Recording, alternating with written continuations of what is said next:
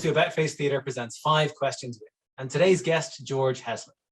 George has been the executive director of the New York Irish Center since 2020. For 19 years, he was the founding artistic director of the off-Broadway theatre company Origin. In 2008, George founded the Origin's first Irish Festival, which under George over 12 years presented the work of over 150 Irish playwrights and partnered with 80 organizations internationally. In 2018, he founded the European Month of Culture in New York.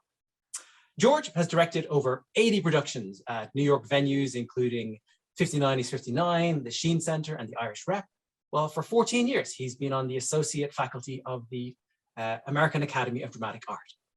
As an actor, his credits include the Broadway National Tour of Stones in His Pockets and work at theaters such as Roundabout, the Kennedy Center, and the Old Globe San Diego. His West End credits include Philadelphia, Here I Come, while in Ireland, he has worked with the Abbey, the Gate, Druid, and the Lyric, among many others. His awards include the Irish Examiner New York Man of the Year, the American Dance Federation's Cultural Leader Award, the CUNY Award for Cultural Excellence, and in 2011, he was invited to the White House to meet President Obama. George, you're very welcome. Thank you, Paul and Anna. I really appreciate you talking to you, and congratulations on all your great work in Ireland. Thanks so much, George. Thanks. So we're going to just dive right in, George. Can you tell us about a play or experience that first got you into theatre? Sure. Well, I would say my love of theatre started from a very early age, probably as young as the age of 5. I remember very early on that I wanted to be a stage actor. I was obsessed with, and I don't know where this came from. My father was very much involved or influenced by movies. But I grew up in a very creative household and very much a parent who allowed the children kind of do whatever they want in terms of some were into sport, some were into other things, and I was into theatre. But I do remember even as young as age of 5 or 6 in the school hall being obsessed. We had a theatre in the school hall when I was a child, and I literally would hang back after school and play on the stage by myself in the school hall at 5 or 6. And I remember that very clearly. Then in my secondary school, I went to Crescent in Limerick, which had a very strong theatre program run by a great drama teacher called Mary Cummins. And, you know, so the strength of the power of a teacher like Mary Cummins is, you know, Crescent in Limerick, you know, there was many actors who came from Crescent, not just Richard Harris and Terry Wogan, but Andrew Bennett, Carol Quinn. There's a lot of people in show business in Ireland who actually, Paul Mead, and many others who have gone on to the professional industries, all under Mary Cummins's tutelage in terms of you know, being a teacher who inspired us in secondary school. And then when I was in transition year, we had to do work experience, and I chose the Belltable Arts Centre in Limerick, and it was a 4-week work experience. And in my first week, I got to work with Barry McGovern and I'll Go On, his one-man show. I was hired as the ASM. My first equity contract. The second show to come to the Belltable during that time was Taylor and Anstey with the Abbey with Eamon Kelly, and I got hired as the ASM because I was on site. I got my second equity contract. The third was Smock Alley doing a production of Love for Love with Derek Chapman, and they took me on as an ASM. I got my third equity contract. And, the last one was the Irish Theatre Company with Ray Yates, who was the artistic director at the time. And I always remembered that Gina Moxley was in the production and Liam Heffernan, and they had to hire me as the ASM. And out of my transition year experience of work experience, I had my equity contract by the end, having got 4 equity contracts during that time. So that was kind of a little bit of the background, you know? Yeah, brilliant. Absolutely. Okay, George, so obviously you've worked on loads of different kind of productions over the years, new plays and classics and things. But what's one great play that you love and why? Well, I suppose in terms of the plays that wowed me when I was younger was most definitely the work of Theatre de Complicité. When I went to London, I saw a lot of work, Catherine Hunter and many other great actors. I was also blown away in the early 90s. There was an amazing production, an all-male production of As You Like It from Child Theatre Company in England, directed by Declan Donlan. And the lead actor was Adrian Lester, who I actually saw 2 nights ago on Broadway in the production of the Lehman trilogy. But in terms of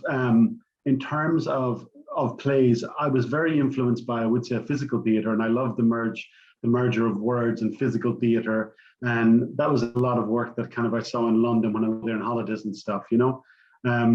So in terms of, you know, in terms of great plays, I've been very lucky to, you know, to be involved as an actor and a director in many shows. The Laramie Project is a play that I got to direct, which I think is extraordinary. I directed Punk Rock, another amazing play a couple of years ago. So there's many, you know, but I think the physical theatre merging with the words is something that really influenced me as a younger artist, you know. Absolutely, yeah, for sure. Great. Now, I know you have a lot of experience within this next question, but I'm just wondering if you can share with us, you know, a time in your theater life where something turned out differently than you expected it to. Well, I was thinking about this question in terms of, I don't know if differently, I suppose, you know, I was surprised in 2002 when I produced my first play in New York with Origin was Enda Walsh's Mr. Man, which was the American premiere here in America in 2002. And I kind of had, you know, I kind of had a whole plan to go into producing and setting up the company. And 3 weeks into rehearsals, I got cast in the national tour of Stones in His Pockets. That took me around America for about a year and a half. So yeah. I think that was kind of a surprise, kind of a big kind of surprise, a kind of a big shift in my life in terms of like that it really kind of came out of, you know, I was so busy producing that I hadn't really thought much about, even though I went to the audition, I really didn't expect to get the audition or anything like that. But I suppose sometimes as artists, when we're focused on something else, is when these surprises land at our door, you know. So that was a big kind of surprise at the time. And you know, working on Stones in Pockets was great. Obviously, going to many American cities and meeting great people along the way, that kind of thing. And then, of course, you know, traveling across America at that time really influenced me in building Origin and realizing that, you know, the concept of modern Irish work certainly didn't really exist across America. You know, they were very much stuck in the 40s and the 50s in terms of some of these cultural organizations that I got to see when I was on that tour.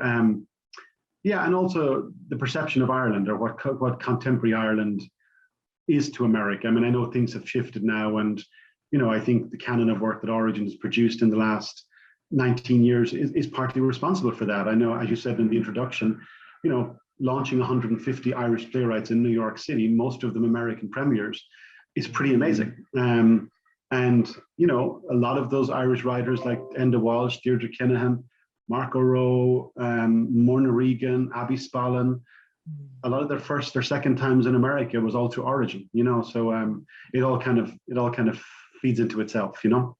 Yeah, absolutely. Well, George, you were talking there about some of the work that Origin helped to bring about, and you've been working in the theatre for, you know, we'll say more than 20 years. We'll say more than 20 years. So what is it that keeps you coming back to the theatre? What moves you? What excites you about theatre? Magic. What excites me about theatre is that you can genuinely, when it's done beautifully and tastefully, that you can bring people into a room and make their lives stop for 2 hours and take their thoughts off of their own trouble and strife, particularly in the world at the moment, you know. And I love the idea that theatre can transport people for a short while to another place. And I think that has, you know, I was very fortunate to study with a woman called Uta Hagen here in New York for 2 years in the 90s. And, you know, she's an extraordinary global teacher, you know, but just in terms of the belief in the magic of theatre. And I think nowadays, you know, the film, of course, is huge and everything on camera is huge. What I mean by that is the footprint of TV and film is massive around the world right now. But I do think that when you walk into a theatre with great theatre artists, and I use the word theatre artist strongly because not everybody can do theatre. I've seen some great Hollywood stars on Broadway and they can't do theatre. They're good at it, they get the reviews, but it's a different technique. It's a different technique. And I think what I love about theatre is those artists who commit to that technique under given circumstances and create magic. And working with them, you know, I also, you know, love the audition process of when you get a cast that are perfect for the roles. I mean, when you have that 5 or 6 or 10 or 12 people around a table and you have those imaginations at work, I think that's what excites me. Yeah, absolutely. No, I love that. That sounds. I just want to go and do a read through right now. Yeah. Chills. I'm like, oh yeah, that's the best hearing those voices for the first time. So George, can you, obviously you've done multitudes of roles yourself in the theater, not just, acting, producing, and I'm sure, SM, ASM, so, a lot of different things. So can you tell us about anything like any skill, that you've learned through theater that you have found useful elsewhere? Yeah, well, before I went to Trinity to train as an actor, I actually worked in the Gates Theatre on 13 productions as an assistant stage manager. And I got to work in that time with like some of Ireland's greatest directors, Ben Barnes, Patrick Mason, Walt Erasmus, Waiting for Godot, and so many others, But I think the skill that I've learned, I think an important skill, is communication. And I don't mean just communication. I mean, probably what I mean by this is, as artists, we always need the corporate sector for money and to survive. And it's communicating in a corporate sense. It's while we are artists, I think our communication skills are always open for improvement, because in fundraising and in producing, that we're not speaking to artists very often as producers. We're speaking to funders and bankers, and bridging those communication skills, I think, is very important for the artist nowadays. If you are going to go into producing, or indeed most actors nowadays have to be producers as well. So I think communication, and I think mean everything from, when I recommend an artist for an audition, which I do very often, I remind the artist, don't forget to circle back with me who recommended you for the job, because the person they're going to reach out before you get the job for an endorsement is the person who sent you into the room. And if the actor hasn't got back to me and said, this is how the audition went, well, I can't be of any benefit to the artist in the process. So, but I do think artists, communication is the thing that I think has kind of gotten me very, very far. And clear communication and finishing communication. I always call it finishing the circle of communication in whatever form that means. I don't know if that makes any sense, but that's, yeah. Oh, absolutely. This has been so great, George. Thank you so much. As a bonus question, can you tell us anything about what you're working on at the moment? Sure. As you said, Paul, in the introduction, I took over a year ago here as executive director of the New York Irish Center, which is an extraordinary organization. We have a new tagline, one stop from Grand Central, 7 minutes on the 7. So we're a 10,000 square foot facility. We have 3 strands to our programming: community, culture, and care. So we have a lot of community organizations who use the facility. We have about 42 organizations. We have a care side of the facility, which is the mission, which is caring for our seniors in our community. And then we have our cultural strand. So a lot of the stuff we're working at the moment is our community, but we are expanding our culture. We've set up a jazz club here at the New York Irish Center. We've set up a comedy club here. We've set up a choir here. And during the pandemic, we've actually launched about 16 new programs.